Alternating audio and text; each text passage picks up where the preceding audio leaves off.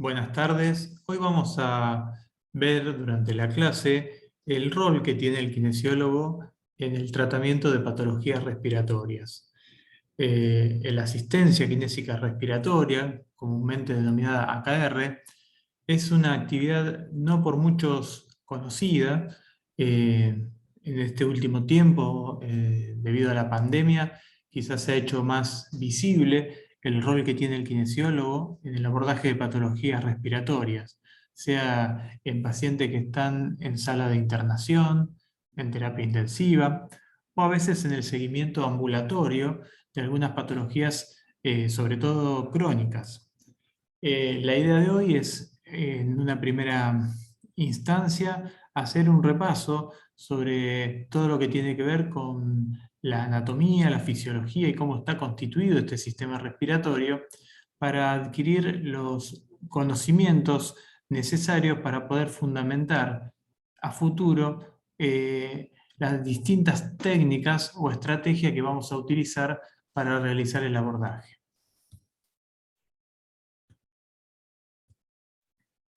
En primera instancia, es conveniente aclarar la diferencia entre lo que sería un sistema respiratorio versus el aparato respiratorio. Con lo complejo que es el sistema respiratorio y el respirar, justamente es mucho más amplio que lo que abarca exclusivamente el aparato respiratorio, sino que además del aparato respiratorio, al sistema respiratorio lo compone el sistema nervioso central, el sistema hematopoyético y el aparato cardiovascular. En cuanto al aparato respiratorio, sabemos que su función primaria tiene que ver con captar el oxígeno del aire ambiente y eliminar el dióxido de carbono. Este intercambio gaseoso fundamentalmente lo va a realizar a través de la membrana alveolo-capilar. Los músculos inspiratorios fundamentalmente van a ser los que inicialmente, a través de su activación, van a generar un gradiente de presión que va a permitir que el aire ingrese al pulmón, ¿sí? Y también todo esto va a estar al comando del centro respiratorio. Funcionalmente, este aparato respiratorio va a constar de una vía aérea de conducción y lo que se denominan unidades de intercambio gaseoso. En cuanto a la vía aérea de conducción, tiene como finalidad dirigir y acondicionar el aire que ingresa al pulmón. Por eso es muy importante que recuerden todo lo que tiene que ver con la segmentación broncopulmonar. Y esa vía aérea de conducción va a abarcar lo que es nariz, faringe, laringe, tráquea, bronquios, las generaciones 1, 2 y 3, los bronquiolos, desde la generación cuarta hasta la decimoquinta, y el bronquiolo terminal, que es la generación 16. Toda esta vía aérea de conducción está recubierta por un epitelio cilíndrico pseudoestratificado con células caliciformes y glándulas mucosas, que vamos a ver el impacto que esto tiene en todo lo que tiene que ver con los procesos obstructivos producto del acúmulo de secreciones. En cuanto a las unidades de intercambio gaseoso, abarcarían los bronquiolos respiratorios, generación 17, 18 y 19, los conductos alveolares, generación 20, 21 y 22, y los sacos alveolares, que es la generación 23. Toda esta vía aérea de conducción se continúa con estas unidades de intercambio gaseosos para desembocar en los alvéolos. En cuanto a los alvéolos, en su pared va a haber neumonocitos tipo 1, que son células de revestimiento, y neumonocitos tipo 2, que abarcan un 7% y son los encargados de producir el factor surfactante, que vamos a ver el impacto que tiene en cuanto a disminuir la tensión superficial y justamente evitar que estos alvéolos entren en colapso. Vamos a tener en cuenta el desarrollo del sistema respiratorio, porque esto nos va a permitir también entender que en algunas instancias nuestro tratamiento se va a ir ajustando justamente al desarrollo de este sistema respiratorio. Muchas veces los fundamentos para aplicar una u otra técnica va a depender de en qué etapa del desarrollo del sistema respiratorio nos vamos a encontrar, es decir, a qué edad. Sabemos que el árbol bronquial se forma antes de las 16 semanas de vida intrauterina. Los alvéolos se desarrollan después del nacimiento y crecen en número hasta los 8 años y en tamaño con el desarrollo de la caja torácica hasta los 8 años de edad. Esto es muy importante tener el dato este, ¿sí? El número de alvéolos va a aumentar, va a crecer hasta los 8 años. Con lo cual después vamos a ver qué impacto puede tener un proceso infeccioso que genere un cuadro respiratorio y que eso afecte a los alvéolos. Esa secuela que puede quedar no es lo mismo si ocurre, por ejemplo, cuando un paciente tiene 10 meses, en donde todavía le falta mucho por crecer a ese sistema respiratorio y fundamentalmente falta incorporar muchos alvéolos, que si esa lesión ocurre cuando ya el paciente tiene 10 años, que ya ahí ya cuenta con el número definitivo de alvéolos, con lo cual es mucho más difícil revertir algunos cuadros hipoxémicos.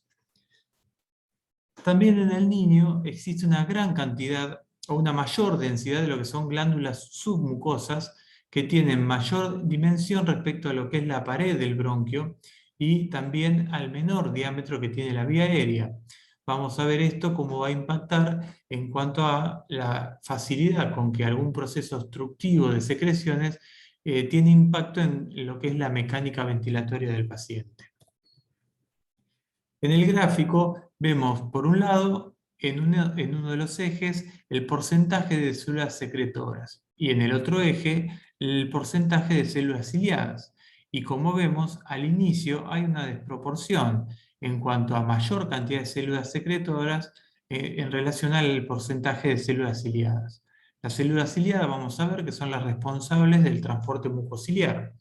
Entonces, ¿qué ocurre cuando el paciente puede estar transitando una intercurrencia respiratoria? Ese transporte mucociliar que no es tan efectivo, sobre todo en la primera etapa, es muy fácil que colapse y a partir de eso se pierde uno de los mecanismos fisiológicos que cuenta el individuo para poder mantener su vía aérea sin secreciones. Entonces, bueno, vamos a ver que justamente, como decíamos anteriormente, los niños, a medida que van desarrollando su sistema respiratorio, van adquiriendo mayores herramientas para poder hacer frente a procesos infecciosos o procesos, digamos, que generen aumento en la cantidad de secreciones. También es importante entender algunas modificaciones estructurales que se dan justamente a nivel de las unidades respiratorias periféricas. Por un lado, al nacer, el número de alvéolos es de un 20% del número que va a tener en la edad adulta, ¿sí?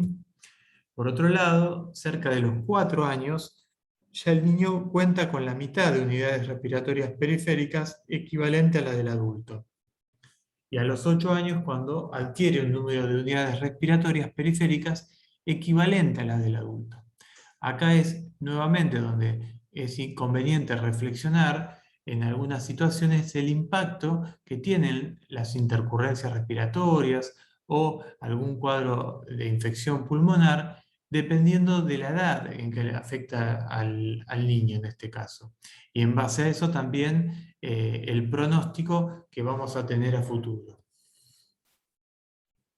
Algo muy interesante que tenemos que considerar y que nos va a ayudar a entender el fundamento de algunas técnicas de higiene bronquial que desarrollemos más adelante, tiene que ver con la ventilación colateral. Esta ventilación colateral antes de los 6 años no existe, se comienza a generar entre los 5 y los 6 años y se completa cerca de los 12. Por lo tanto, en los niños pequeños es mucho más fácil y probable que ante cuadros de acúmulo de secreciones se generen atelectasias o cuadros de hiperinsuflación. Esta ventilación colateral se forma a través de los poros de Kohn, que son comunicaciones entre los alvéolos, los canales de Lambert, que van a ser comunicaciones bronquioalveolares, y por último los canales de Martin, que va a comunicar dos bronquiolos entre sí. En el gráfico podemos observar que en caso que se presente una situación como la que ustedes ven, tenemos un bronquiolo A con una obstrucción, que puede ser por secreciones, que hace que su calibre, su diámetro, esté disminuido. Y un bronquiolo B donde su diámetro está permeable. El aire cuando ingresa va a ir por donde tiene menor resistencia, es decir, por el bronquiolo B. En situaciones habituales, si uno toma aire y saca el aire ingresaría por bronquio B, sí, bronquiolo B, e iría a las unidades alveolares correspondientes a lo que en la imagen figura como 2, ¿sí? Ese aire entraría, produciría en esos alvéolos el intercambio gaseoso y ello ayudaría a todo lo que tiene que ver con la oxigenación. Las unidades alveolares en la zona 1, al estar el bronquiolo A obstruido, no recibirían ningún tipo de oxígeno, con lo cual no habría intercambio. Esas unidades tenderían a ir colapsándose. Cuando uno toma aire y mantiene el aire, hace una pausa posinspiratoria, se llega a un cierto nivel de presión en donde estos canales colaterales se abren y empieza a pasar aire desde la zona 2 hacia la zona 1 a través de, como dijimos, los poros de Kohn, canales de Lambert y de Martin. Esto produce dos efectos. Por un lado, que en la zona 1 va a haber posibilidad de producir intercambio gaseoso. Y después, cuando ese aire sea eliminado, al querer salir sobre el bronquiolo A, va a tratar de empujar esas secreciones hacia un bronquio más proximal que tiene un calibre mayor, con lo cual ese proceso de obstrucción no va a tener tanto impacto. Estuvimos hablando del transporte mucociliar y una parte esencial es el moco bronquial. Este moco es un polisacárido que recubre el árbol bronquial y que facilita la adherencia de partículas inhaladas, ¿sí? Y de esta forma se van pegando, adhiriendo a la pared del bronquio. Consta de una capa sol, que es la más profunda y fluida, donde los cilios vibrátiles van a poder movilizarse y generar el ritmo y el transporte de esas secreciones desde la vía aérea más distal hacia la vía aérea proximal. Y por otro lado tenemos una capa gel, que es más superficial y viscosa, y es la que permite fijar a los componentes del aire que ingresa. La producción diaria es de 100 mililitros aproximadamente. La actividad que realizan las cilias es muy importante. Hay alrededor de entre 1.500 a 2.000 millones de cilios vibrátiles por centímetro de mucosa, y el movimiento que van a realizar estas cilias se dice que es un movimiento polarizado, coordinado y autónomo, ya que se realiza siempre en la misma dirección y sentido, ¿sí? Esto es muy importante y vamos a ver que en algunas situaciones podemos influir directamente para que esta actividad ciliar funcione de manera óptima. Normalmente, como dijimos, se drena aproximadamente hacia la parte proximal, hacia la faringe, alrededor de 10 mililitros de moco cada 24 horas. Y la velocidad de este transporte mucociliar tiende a disminuir con la edad y también se ralentiza durante el sueño, ¿sí? Y a su vez es fácil de estimular durante el ejercicio y en los pacientes que por ahí utilizan broncodilatadores. La tos y las vibraciones mejoran el transporte mucociliar, por eso van a ser algunas de las estrategias que vamos a estar utilizando para favorecer la movilización de secreciones, ¿sí? Sea a través de una tos dirigida o una tos asistida, o a través de vibraciones torácicas que no solo tienen impacto sobre la pared del bronquio, sino también tienen impacto en cuanto a la aceleración del flujo expiratorio, que va a ayudar a que las secreciones se puedan movilizar más fácilmente. Es muy importante repasar lo que son los volúmenes y capacidades pulmonares, ya que algunas de las técnicas que podemos implementar tienen que ver con justamente aprovechar y optimizar un poco los distintos volúmenes que el paciente utiliza en cada ciclo respiratorio. Vamos a estar hablando de un volumen corriente o tidal, que es el volumen que ingresa y egresa en cada movimiento ventilatorio, y es de alrededor de 500 mililitros. Por otro lado, también tenemos el volumen de reserva inspiratoria, que es el volumen de aire que puede ser inspirado de manera forzosa luego de una inspiración tranquila. Este volumen es de alrededor de 3.100 mililitros. El volumen de reserva expiratoria es el volumen de aire que puede ser expirado forzadamente luego de una expiración tranquila y se ubica alrededor de los 1.200 mililitros. Y por último, el volumen residual es ese volumen de aire que permanece en el pulmón luego de una expiración forzada y también es de alrededor de 1.200 mililitros. Ahora bien, depende cómo agrupemos estos volúmenes, vamos a formar las capacidades. La capacidad pulmonar total es el volumen de aire que hay en el pulmón luego de una inspiración máxima. Y el volumen de reserva inspiratoria era de 3.100 más 500 mililitros del volumen corriente, tenemos 3.600. Si a eso le sumamos los 1.200 del volumen de reserva expiratoria y del volumen residual, llegamos a 6.000 mililitros de capacidad pulmonar total. La capacidad vital es la máxima cantidad de aire que puede ser movilizado en un movimiento ventilatorio. Y acá vamos a tener en cuenta el volumen de reserva inspiratorio, el volumen corriente y el volumen de reserva expiratoria. Por eso vamos a estar hablando de alrededor de 4.800 mililitros. La capacidad inspiratoria es la máxima cantidad de aire que puede ser inspirado luego de una expiración tranquila. Y para esto vamos a tener en cuenta el volumen de reserva inspiratoria y el volumen corriente. Va a ser esto alrededor de 3.600 mililitros. Y la capacidad residual funcional es el volumen de aire que existe en el pulmón luego de una expiración tranquila. Para esto vamos a tener en cuenta la suma del volumen de reserva expiratoria más el volumen residual, y esto nos va a dar 2.400 mililitros. Es interesante entender que los problemas que pueden ocurrir en el pulmón, uno los puede agrupar en general en dos tipos de trastornos ventilatorios. Unos que van a ser de origen restrictivo y otros que van a ser de origen obstructivo. En cuanto a los trastornos ventilatorios restrictivos, cuando uno evalúa o puede observar una espirometría que se le realiza al paciente, es un estudio de su función pulmonar, vamos a ver que fundamentalmente en estos trastornos se va a afectar la capacidad vital forzada. Cuando miramos el volumen expiratorio forzado en el primer segundo y la relación de ese volumen expiratorio forzado en el primer segundo sobre la capacidad vital forzada, vamos a ver que están normales. Alguna de las causas que pueden llevar a trastornos ventilatorios restrictivos puede ser una disminución de la expansión torácica global. Esto puede estar dado, por ejemplo, en un paciente que sufre un traumatismo, un politraumatismo y tiene fracturas costales. Esto va a hacer que por el dolor, el miedo y demás tenga un patrón respiratorio más superficial, con lo cual la capacidad vital de ese paciente va a estar disminuida.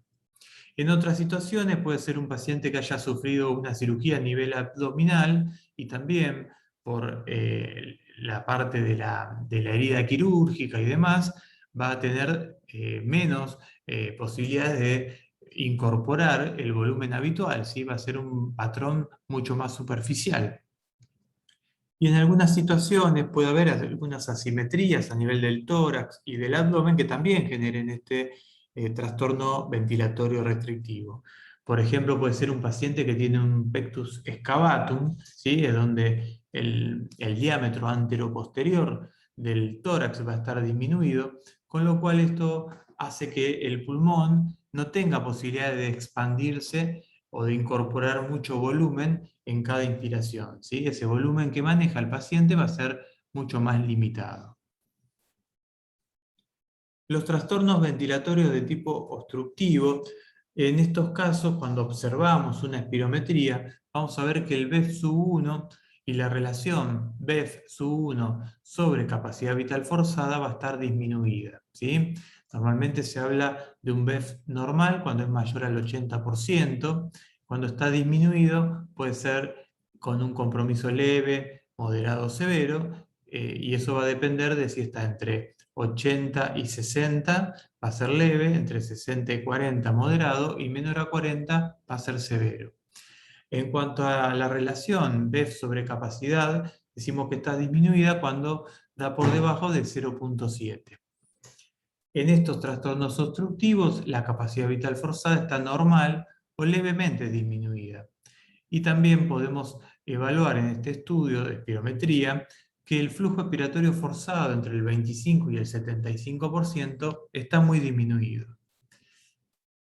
Los trastornos obstructivos pueden tener un origen extrínseco, como por ejemplo dado por una compresión que puede estar generada por una masa tumoral, ¿sí? O un trastorno obstructivo intrínseco que tiene que ver con alguna disminución en cuanto a la luz del bronquio, producto de broncoespasmo, o sea, tiene que ver con que la musculatura lisa está con una contracción importante y esto hace que el diámetro del bronquio sea menor. Esto genera una mayor resistencia a la salida del aire, lo que provoca que estos pacientes tengan atrapamiento aéreo. Es muy importante siempre observar qué sucede con la mecánica respiratoria de los pacientes, ¿sí? Esta mecánica se puede alterar por alguno de estos trastornos obstructivos restrictivos y también a veces uno tiene que tener en cuenta cuando implementa alguna estrategia, ver si esa estrategia tiene impacto en cuanto a normalizar la mecánica respiratoria del paciente o a, por lo menos, disminuir algunos de los síntomas que a uno le preocupan, ¿sí? Esta mecánica ventilatoria va a estar comandada por lo que es el sistema respiratorio pasivo y por otro lado por el sistema respiratorio activo, ¿sí? Fundamentalmente el sistema respiratorio activo vamos a ver que está gobernado por los músculos inspiratorios y el sistema respiratorio pasivo tiene que ver con lo que es la caja torácica, las pleuras, la vía aérea, ¿sí? El parénquima pulmonar. En situaciones habituales, el tórax tiende a expandirse, ¿sí?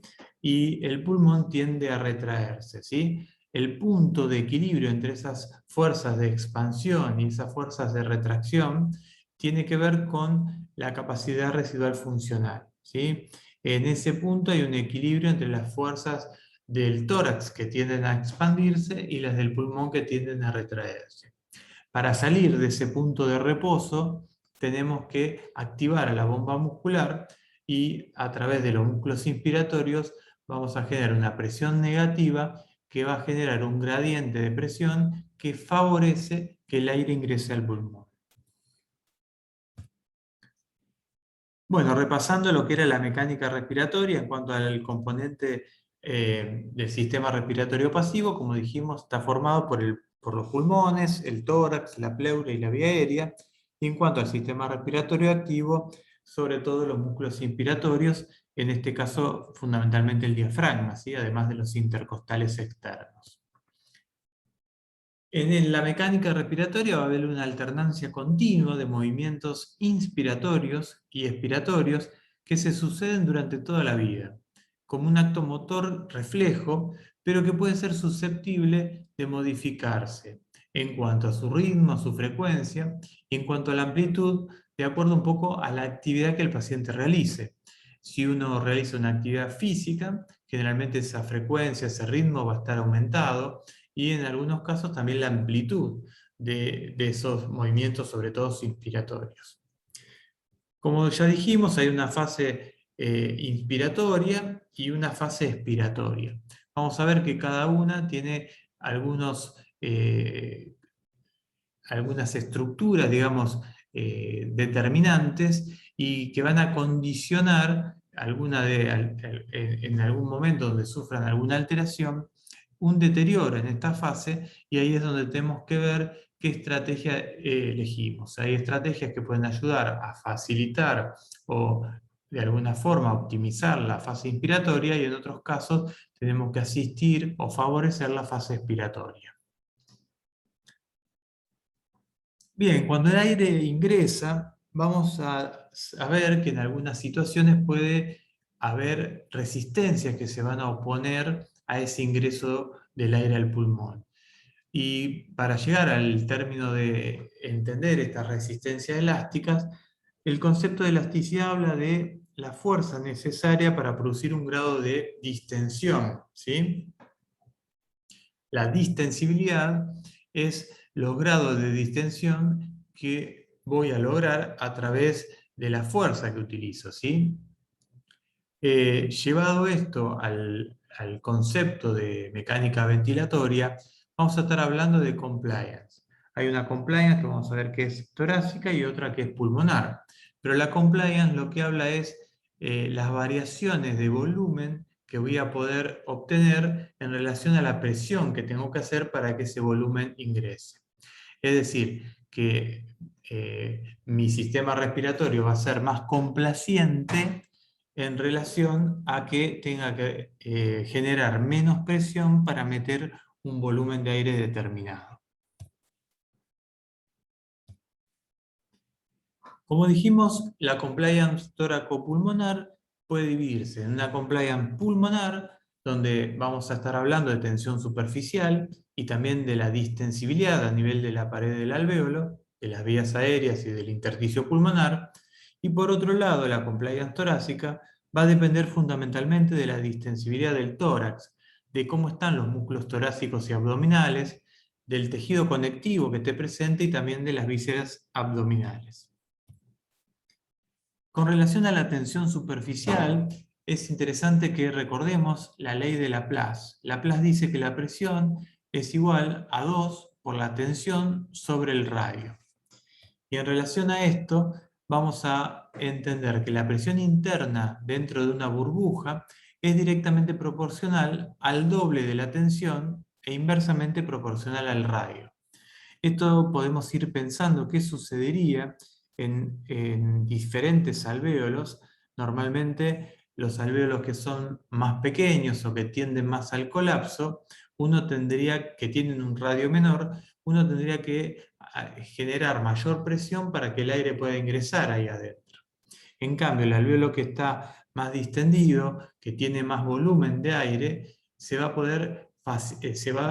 a poder permitir que ingrese más fácilmente el aire sin necesidad de realizar tanta presión. Esto vamos a ver cómo se va resolviendo en relación a que si esto ocurriría tendríamos siempre por ahí alvéolos que estarían sobredistendidos y otros que estarían colapsados. El factor surfactante es fundamental para que no ocurra lo que veníamos mencionando anteriormente. Este factor surfactante está formado por los neumonocitos tipo 2. Comienza aproximadamente en el 7º mes de vida intrauterina a formarse. Es un fosfolípido que tiene un extremo hidrofóbico y uno que es hidrófilo. Este factor surfactante ayuda a que disminuya la tensión superficial, ¿sí? Y esto va a determinar todo lo que tiene que ver con la estéresis a nivel pulmonar. Y la posibilidad de reducir el edema en el pulmón, o sea que no se junte líquido, con lo cual se evita que esas unidades alveolares se colapsen más fácilmente. Por otro lado, vamos a hablar de las resistencias no elásticas, y para esto tenemos que tener en cuenta, por un lado, la ley de Poiseuille, en donde vamos a estar hablando de flujo laminar, que fundamentalmente se va a determinar en vías respiratorias mediales o distales, y por otro lado vamos a tener en cuenta el número de Reynolds, que es de aproximadamente 3000. Y esto cuando se supera vamos a estar hablando de flujos turbulentos y se va a observar más fácilmente en la vía respiratoria proximal. Otro concepto interesante es la compresión dinámica de las vías aéreas. Uno cuando toma aire y después saca el aire, la presión intratorácica va disminuyendo hasta igualarse con la presión intraluminal. Normalmente, este punto de igual presión se realiza en vía aérea proximal. Una vía aérea proximal que, como tiene cartílago que recubre sus paredes, no genera colapso en la vía aérea, con lo cual el aire puede seguir saliendo del pulmón. En los pacientes con patología obstructiva, este punto de igual presión se aleja hacia distal. En la vía aérea distal no hay cartílago que recubre las paredes. Entonces, cuando este punto de igual presión se produce en esa vía aérea colapsable, lo que ocurre es que el aire no puede seguir saliendo y lo que se genera es un atrapamiento aéreo. Por eso muchos de los cuadros de patologías obstructivas conviven con cuadros de hiperinsuflación. Las constantes de tiempo también es algo importante a analizar en los diferentes trastornos, sean obstructivos o restrictivos, y va a estar hablando que esa constante de tiempo es igual a la compliance por la resistencia. Entonces vamos a entender qué sucede, por ejemplo, en pacientes donde la resistencia está aumentada, ¿sí?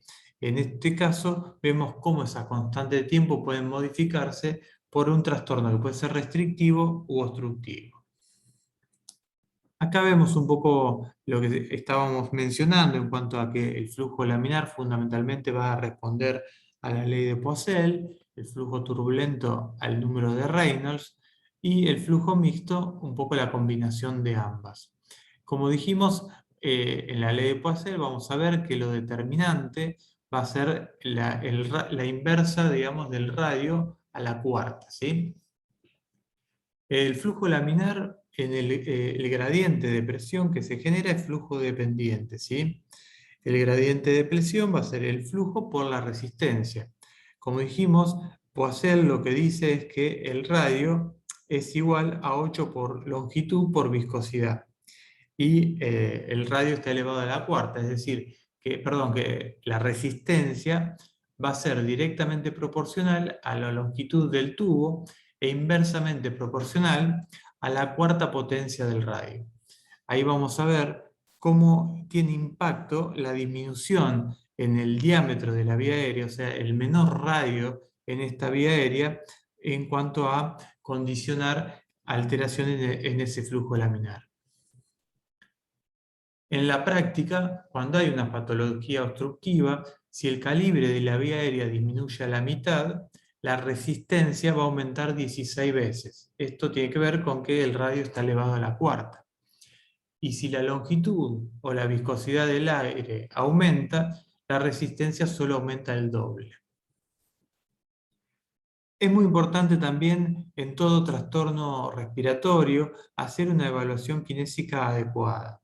Para esto va a depender fundamentalmente la edad del paciente y si de acuerdo a esa edad tenemos un nivel de colaboración adecuado o no.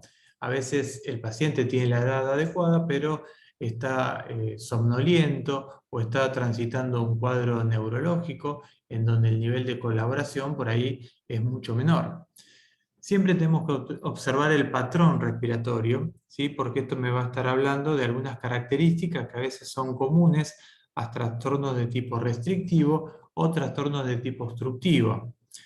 También es conveniente evaluar qué pasa con la fonación, con la deglución y con la tos. Fundamentalmente la tos porque es uno de los mecanismos de defensa que tiene el pulmón para evitar que se generen muchas secreciones que tienen impacto en cuanto a su oxigenación. Los signos vitales, como la frecuencia respiratoria, la frecuencia cardíaca, la saturación de oxígeno, también son muy importantes y ayudan a objetivar quizás algunas variabilidades que puede uno tener en cuanto al patrón respiratorio o a la mecánica ventilatoria, y de esta manera ver si, por ejemplo, la saturación se asocia a momentos donde el patrón respiratorio está alterado y a veces esa saturación persiste baja pese a que el patrón respiratorio mejore. O a veces podemos observar que quizás la saturación se pueda mantener dentro de niveles adecuados, aunque por momentos el patrón respiratorio empeore. El paciente puede estar más taquipneico, por ejemplo. También la ocultación es una de las herramientas fundamentales que uno tiene para entender qué pasa cuando ese aire ingresa al pulmón, ¿sí? Y a partir de ahí ver si hay alguna asimetría en esa ocultación y si hay una asimetría poder detectar, de acuerdo al conocimiento que uno tiene de la segmentación broncopulmonar, de qué segmento sería el que estaría sufriendo esa alteración. También si hay cuadros que son obstructivos, presencia de broncoespasmo y demás, o cualquier ruido agregado, también me va a ayudar a aproximarme a algún diagnóstico que pueda estar explicando los cambios que están ocurriendo en el paciente. A toda esta evaluación clínica, uno muchas veces necesita complementarla con algunos exámenes y para esto fundamentalmente se utiliza una radiografía de tórax. Esto es lo más accesible y lo que generalmente acompaña siempre al proceso de evaluación en un paciente que ingresa con un cuadro respiratorio. Cuando a veces la clínica persiste y en una radiografía uno no detecta, digamos, una imagen que ayuda a generar un diagnóstico, se utilizan exámenes más específicos, más sofisticados, como por ejemplo una tomografía computada. Y a su vez también es muy importante el estado ácido-base, ¿sí? El análisis de los gases en sangre, porque a partir de ahí vemos qué pasa con la presión parcial de oxígeno, la de dióxido de carbono, qué impacto tiene esto en el pH y a veces si el origen de ese trastorno respiratorio es de origen, por ejemplo, dado por una acidosis respiratoria o a veces puede estar dado, por ejemplo, por una alcalosis metabólica. Es muy importante recordar cómo trabajan estos músculos inspiratorios y lo determinante que tiene el diafragma en cuanto a su accionar, ¿sí? Obviamente, conocer sus inserciones musculares, su mecánica y cómo es su performance. Habitualmente sabemos que el diafragma tiene una disposición cóncava hacia abajo y convexa hacia arriba en cuanto a la orientación de su centro frénico y la disposición de sus fibras para sus inserciones a nivel costal. Cuando el paciente toma aire, este diafragma va variando su diámetro cefalocaudal, va descendiendo hasta que el centro frénico choca contra las vísceras y también sufre un poco la tracción del pericardio. A partir de ahí toma punto fijo y produce variaciones en su diámetro transversal, ¿sí?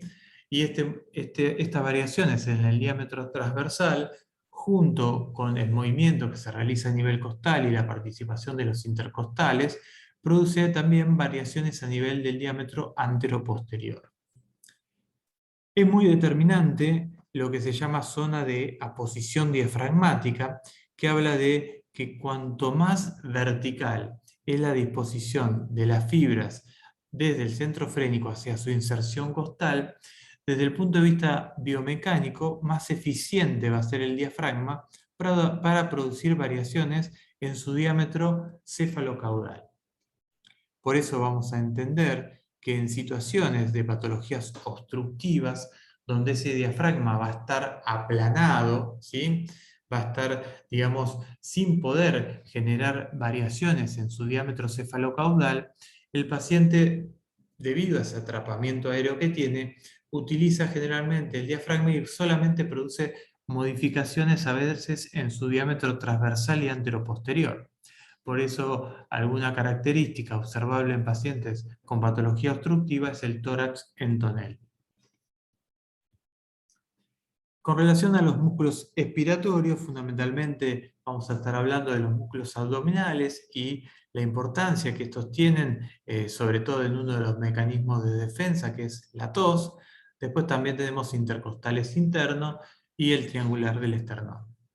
Este es un esquema muy básico que se utiliza en algunas situaciones para tratar de hacer una valoración del diafragma, teniendo en cuenta un poco lo que era la tabla de Kendall en relación a si el valor del músculo es bueno, regular, pobre, vestigio, desaparecido, y en base a eso se evaluaban tres variables. En un caso, a través de la palpación, la expansión que producía el diafragma durante la inspiración, la consistencia de ese músculo y la expulsión o no de los dedos, que eran los que se iban a colocar a los costados del recto anterior del abdomen, por debajo del reborde costal.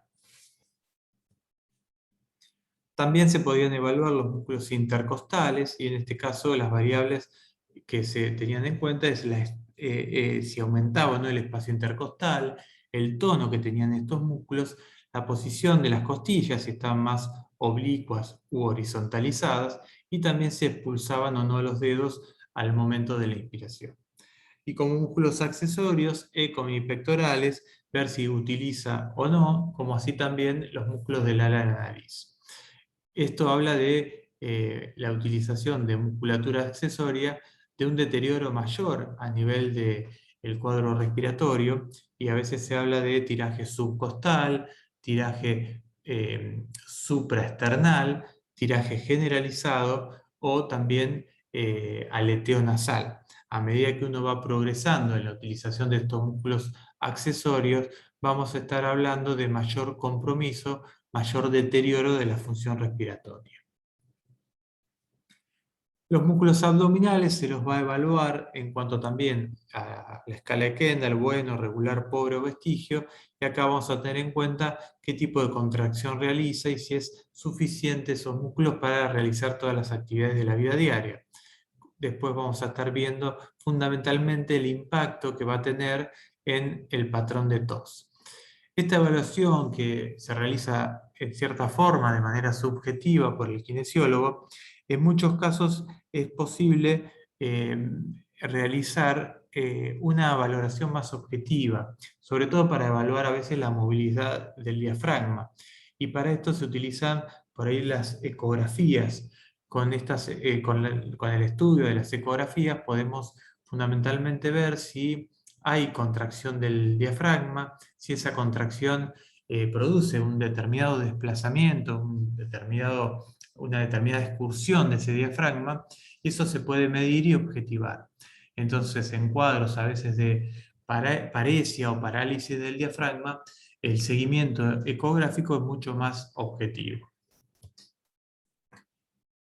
La tos es un mecanismo muy importante para el individuo porque es un mecanismo de defensa justamente para evitar que se genere acúmulo de secreciones, ¿sí? Para esto vamos a ver que podemos hablar de una tos refleja, una tos voluntaria o una tos asistida, ¿sí? La tos refleja es la tos que uno puede generar o estimular. La tos voluntaria o tos dirigida es la que uno eh, le indica al paciente que realice para combinarla a veces con alguna de las estrategias de técnicas de higiene bronquial que está utilizando. Y la tos asistida es cuando ese patrón de tos no es suficiente y requiere que haya una asistencia, ¿sí? Esa asistencia puede ser, digamos, inspiratoria o expiratoria. Y bueno, según el tipo de tos, puede ser una tos seca o húmeda, una tos crónica, una tos recurrente, violenta o paroxística. El entender y hacer un análisis de cómo es la tos del paciente también nos ayuda a tener alguna hipótesis sobre el diagnóstico probable. La tos efectiva es la que necesitamos que el paciente presente, ¿sí? Y para realizar una tos efectiva se requiere de una insuflación pulmonar de 1,5 litros o al menos que se logre el 60% de la capacidad vital. La glotis debe cerrarse firmemente, o sea que tiene que haber una función vulvar, y este cierre glótico lo que permite es la contracción de los músculos expiratorios y de esta forma generar una presión dentro del tórax de unos 200 centímetros de agua. En la fase final, la fase expiratoria de la tos, se abre la glotis y los músculos expiratorios generan un flujo entre 6 y 16 litros por segundo, que es lo que va a ayudar a que se movilicen o se eliminen las secreciones. La tos inefectiva está dada cuando uno, a través de una medición de la Pmax, que es la presión expiratoria máxima, esta medición se realiza a través de unas válvulas, esa presión no puede superar los 40 centímetros de agua. Resulta, digamos, conveniente también comentar que la Pmax tiene su utilidad clínica y su determinación es de mucha importancia en pacientes que tienen patologías neuromusculares, ¿sí? Pacientes con atrofia espinal, por ejemplo, pacientes con síndrome de Guillain-Barré, miastenia gravis, ¿sí? Y por otro lado, también esa tos es inefectiva, es cuando no se pueden generar flujos expiratorios superiores a los 160 litros por minuto. Y ahí vamos a estar viendo, fundamentalmente esto lo vemos en la práctica, ustedes en la bibliografía complementaria lo tienen, hay distintas estrategias o a veces ayudas instrumentales que se llaman, que van a asistir, digamos, a la tos. En algunos casos a la fase inspiratoria, en otros a la fase expiratoria, sobre todo para que en situaciones donde vemos que el paciente maneja flujos expiratorios más bajos, necesitamos por lo menos llegar a 360 litros por minuto como para generar un flujo adecuado que permita movilizar secreciones en el caso de que estén presentes. Bien, con relación a lo que sería más la parte práctica y estrategias de higiene bronquial que uno puede utilizar, vamos a mencionar solamente algunas, ¿sí? En primera instancia, lo que se denomina dentro de las técnicas no convencionales el ciclo activo de la respiración. Este ciclo activo de la respiración consta de una serie de pasos que se van dando de manera sucesiva por un tiempo determinado. Ese tiempo determinado es de alrededor de media hora, ¿sí? El ciclo activo inicialmente consta de una primera etapa que es lo que se denomina control respiratorio, que es pedirle al paciente que realice 5 o 6 respiraciones diafragmáticas, ¿sí? Esta fase 1 o esta primera etapa tiene como objetivo oxigenar al paciente. La segunda etapa, que son los ejercicios de expansión torácica, se le pide al paciente que tome aire hasta capacidad pulmonar total, haga una pausa posinspiratoria entre 3 y 5 segundos y luego saque el aire chistando, ¿sí? Esto lo tiene que hacer también durante 5 o 6 veces. Un poco el objetivo de estos ejercicios de expansión de tórax es, a través de estos cambios de volumen, sumado a la pausa posinspiratoria, utilizar la ventilación colateral para pasar detrás de la obstrucción de secreciones que puede haber, sobre todo en vía aérea distal, y de esta forma ayudar a que las secreciones se vayan movilizando. Justamente esta técnica, como se basa en la necesidad de que el paciente presente ventilación colateral, se empieza a aplicar a partir de los 5 o 6 años, cuando ya esta ventilación colateral se empieza a desarrollar. El tercer paso repite el primero, son 5 o 6 respiraciones de control respiratorio, respiraciones diafragmáticas, para recuperar al paciente después del esfuerzo que implica los ejercicios de expansión. Recordemos que esta es una técnica de autorrealización que fundamentalmente está indicada en patologías crónicas. Entonces, a veces, esfuerzos que parecerían no tan importantes, para algunos pacientes implican un gasto energético alto. Y por último, como cuarto paso, tenemos lo que es el HAF, que es una técnica de expiración forzada a glotis abierta. Ahora después vamos a profundizar un poco en este tema. Ahora bien, este ciclo activo es dinámico porque también el cuadro que presenta el paciente en muchos casos es dinámico. El esquema de 4 etapas se puede adaptar adecuadamente a un paciente que esté en un cuadro de intercurrencia respiratoria, donde hay un aumento en cuanto a sus secreciones. En los momentos donde esa exacerbación o esa intercurrencia se va resolviendo y el paciente con enfermedad respiratoria crónica sigue teniendo secreciones, uno puede pasar a otro esquema como el que vemos a la derecha. Ahí vamos a hacer, en primera etapa, un control respiratorio con 5 o 6 respiraciones diafragmáticas. En segunda instancia, 5 o 6 ejercicios de expansión de tórax, como dijimos, tomar aire hasta capacidad pulmonar total, hacer una pausa posinspiratoria entre 3 y 5 segundos y sacar el aire chistando. Como tercera etapa, otra vez, ejercicios de control respiratorio, fundamentalmente respiraciones diafragmáticas. Y en cuarto paso, en vez de hacer el HAF, volvemos a hacer el segundo, que son los ejercicios de expansión de tórax. Esto hace como mencionamos anteriormente, que esos cambios de volumen ayuden a que se produzca la movilización de secreciones, que generalmente, como están en vía aérea distal, lleva tiempo que se puedan ir trasladando hacia una vía aérea más proximal, que de esa forma es más fácil que el paciente la pueda eliminar. Luego de esto volvemos a hacer control respiratorio y ahí sí aplicamos la técnica de Huff. Antes de continuar con lo que es el drenaje autogénico, para mencionar el Huff, puede ser una expiración forzada a glotis abierta de bajo flujo a baja velocidad o a alta velocidad. Esto es como para que se entienda, cuando uno quiere empañar un espejo, se coloca enfrente de un espejo, toma mucho aire y saca el aire como para empañarlo. A bajo flujo sirve más como diagnóstico y con la posibilidad de observar qué es lo que está pasando con las secreciones del paciente, si se están acercando a vía aérea proximal, donde a través de una tos va a ser mucho más fácil que lo elimine, o si todavía esa columna de aire que sale está limpia y no vemos o no ocultamos o no sentimos la presencia de secreciones, con lo cual a veces permite ajustar el ciclo en repetir algunos pasos de ejercicios de expansión de tórax en vez de hacer tantos pasos de técnica de expiración forzada. Otra técnica de autorrealización es el drenaje autogénico.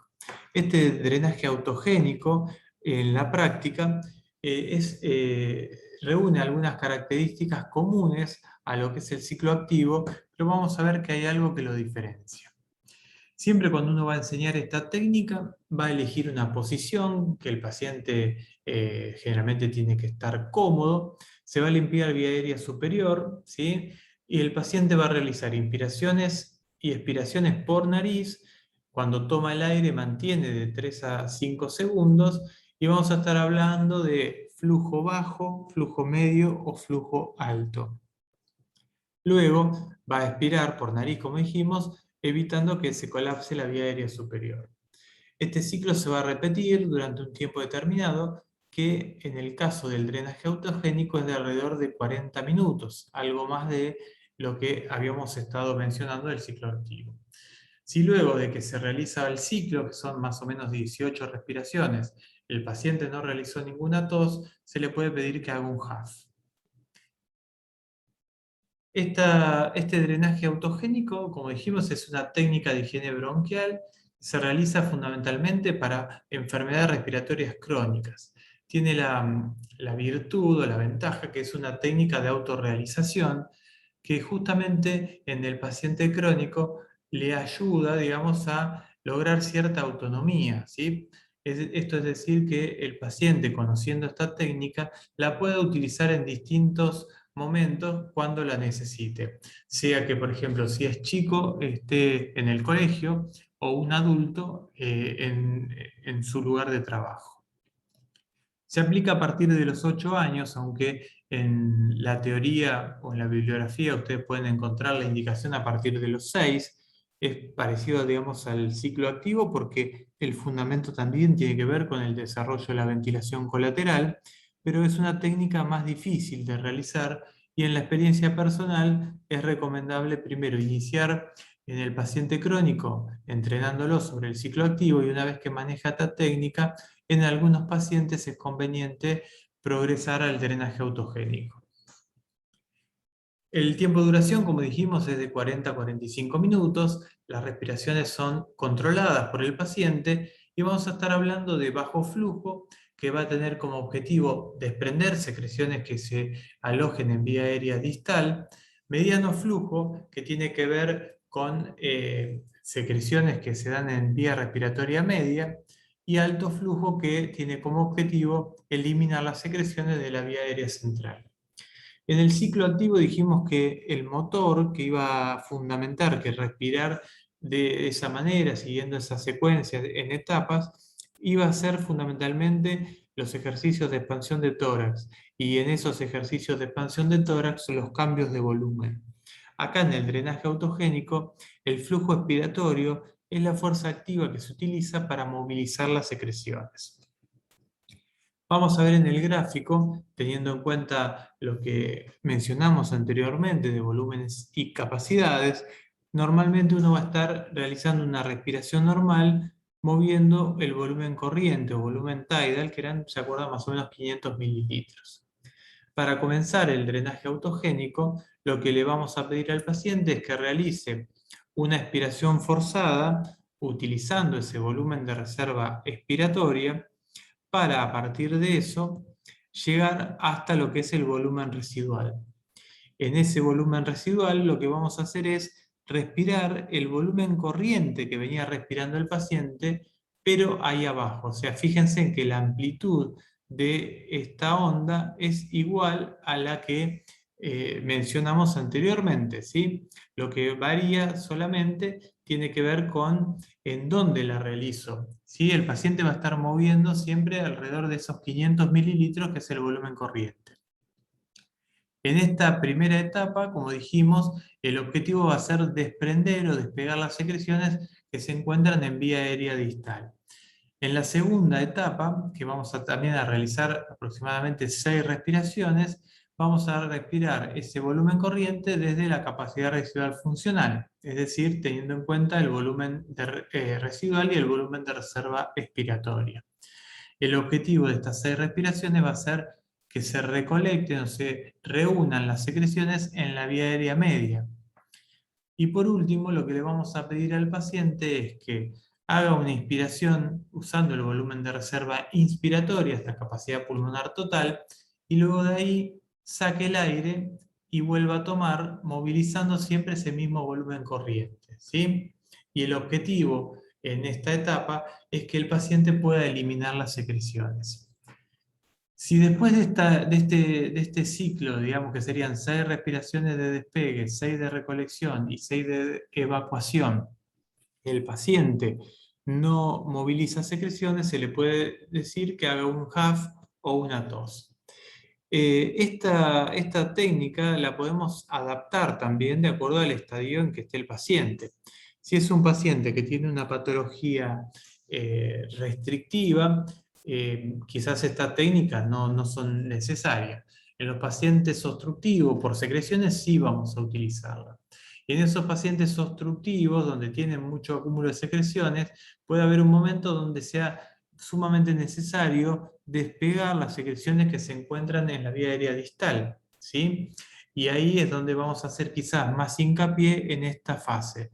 Entonces, en vez de quizás hacer 6 respiraciones, podemos hacer 10 y restarle a recolección y a evacuación 2 respiraciones a cada una, entonces haríamos un total de 18, pero en vez de ser 6, 6 y 6, haríamos 10, 4 y 4.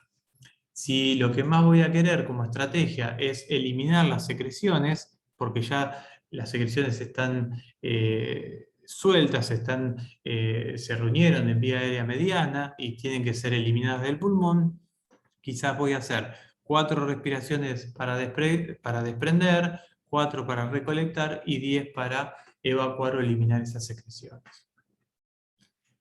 Bien, un poco estos son algunos ejemplos que queríamos que queden claros en cuanto a las técnicas estas de autorrealización. Ustedes después en la bibliografía tienen para complementar con lo que es las técnicas de tratamiento convencional, drenaje postural, vibromovilización, percusión, tos asistida, tos dirigida y aspiración de secreciones. También tienen una parte que son los que serían ayudas instrumentales, y ahí está desarrollado todo lo que es la utilización de terapia PEP, ¿sí? O terapia OPEP, que es la terapia oscilatoria. Estas son herramientas que van a permitirnos poder adaptarnos a distintas instancias y situaciones clínicas y personales que cada paciente pueda tener. Es muy importante que uno conozca todos los recursos disponibles, porque de esa forma vamos a poder instrumentar un plan de tratamiento acorde a las necesidades de cada paciente. Y siempre uno lo que va a buscar, aparte de restaurar la función pulmonar, es tratar de garantizar que el paciente sea lo más independiente posible y tenga un nivel de participación adecuado. También ustedes van a encontrar en la bibliografía lo que son patrones ventilatorios. En algunos casos uno tiene que diferenciar en los problemas respiratorios algunos trastornos que tienen que ver con elegir estrategias que permitan movilizar las secreciones. Por eso vamos a, en ese caso, hablar de lo que serían técnicas de higiene bronquial. Pero por otro lado, puede ser que haya trastornos ventilatorios, ¿sí? Y no esté asociada a la presencia de secreciones. Y ahí ustedes tienen como herramienta lo que sería la utilización de patrones ventilatorios terapéuticos. Y sobre todo se recomienda que hagan hincapié en lo que es el patrón diafragmático y el de sollozo inspiratorio, ¿sí? Porque muchas veces vamos a necesitar de optimizar el trabajo del diafragma y la utilización de esos patrones nos van a venir muy bien. Bueno, terminamos un poco con los conceptos un poco generales y la idea un poco de esta clase era poner un poco en primer plano lo que tiene que ver con la importancia de conocer todo lo que es la fisiología, la anatomía y también cómo trabajan las diferentes estructuras, y ahí hablamos un poco de biomecánica en cuanto a la mecánica ventilatoria. También todos los datos, signos y síntomas que van a ustedes detectar y van a aprender también de la semiología y la evaluación del paciente, porque con toda esa información uno va a tener el sustento necesario para poder defender la utilización de una técnica o no. Como siempre decimos, en nuestra materia vamos a estar hablando mucho de las técnicas de aplicación para tal o cual situación, pero lo más importante es tener el fundamento para poder saber en qué momentos utilizar una u otra. Así que bueno, muchas gracias por su atención y esto después va a continuar con la resolución en la parte práctica en la medida que tengamos la posibilidad de realizar las clases presenciales.